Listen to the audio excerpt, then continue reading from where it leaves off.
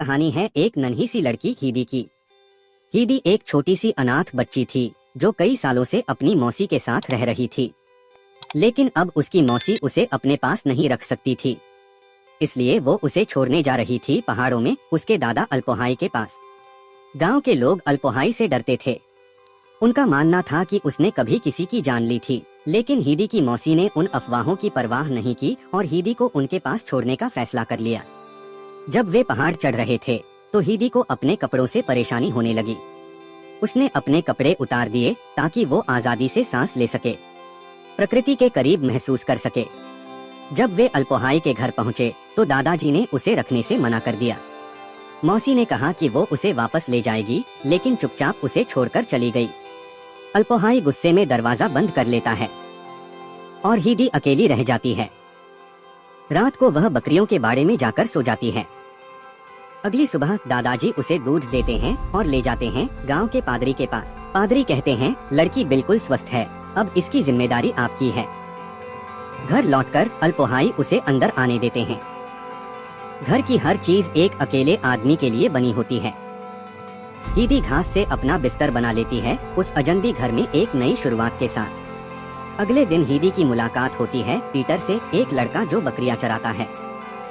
अब दादाजी हीदी को भी उसके साथ भेजते हैं। हीदी पहली बार खुले आसमान में दौड़ती है, हंसती है और महसूस करती है कि शायद यही है उसका असली घर। अब हर दिन हीदी और पीटर साथ जाते हैं। उनकी दोस्ती अब भरोसे में बदल चुकी है। एक दिन पीटर उसका खाना चुपके से खा जाता है। जब हीदी पूछती है तो वो कहता है, बकरियों ने खा लिया। हीदी हंसते हुए कहती है, झूठ बोले काले कोले। जब दो बकरियां आपस में लड़ने लगती हैं, तो पीटर उन्हें छड़ी से मारता है। हीदी उसे रोकती है, उन्हें भी दर्द होता है। वो पीटर से वादा लेती है, अगर तुम उन्हें नहीं मारोगे तो मैं रोज अपना खाना तुम्हारे साथ बांटूंगी। पीटर मान जाता है। अब हीदी की दोस्ती और अल्पोहाई का प्यार दोनों गहराने लगते हैं। हीदी अपने बाल कटवा लेती है, उसके चेहरे पर नई चमक आ जाती है। दादाजी उसके लिए एक और कुर्सी बना देते हैं। अब घर में उसकी जगह तय हो चुकी होती है। फिर अचानक एक नया मोड़ आता है। पीटर कहता है, मैं स्कूल जा रहा हूँ।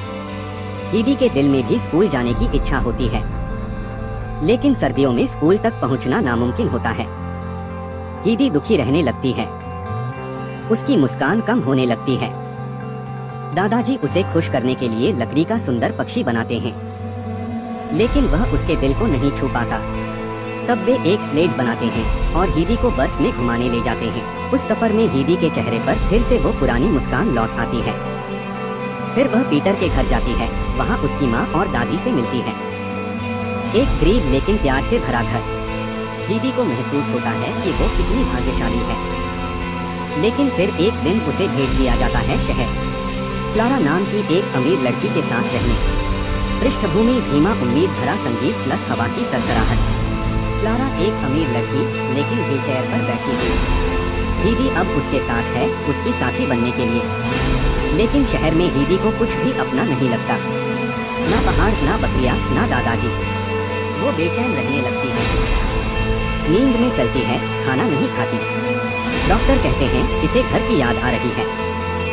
क्लारा की दादी सब समझ जाती हैं और हीदी को वापस पहाड़ों में भेज देती हैं। जब हीदी लौटती है तो दादाजी उसे देखकर मुस्कुराते हैं। उसका घर उसे वापस मिल गया होता है।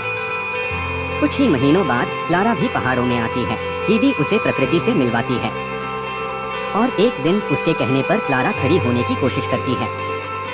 उस पल एक चमत्कार होता है। क्लारा अपने पैरों पर खड़ी होती है, धीरे धीरे चलने लगती है। सबकी आंखों में आंसू होते हैं और हीदी के दिल में गर्व। उसने न सिर्फ एक दोस्ती निभाई, बल्कि एक जीवन को नई राह दी। क्लारा के पिता कहते हैं, हीदी जैसे लोग फरिश्ते होते हैं। वक्त बीत जाता है, क्लारा शहर लौट जाती है, लेकिन हीदी का दिल अब पूरा है। उसके पास दोस्ती है, परिवार है और खुद से एक नई पहचान। और यही थी एक छोटी लड़की की कहानी, जिसने दुनिया को बदलने की जरूरत नहीं समझी, बस प्यार देना कभी नहीं छोड़ा।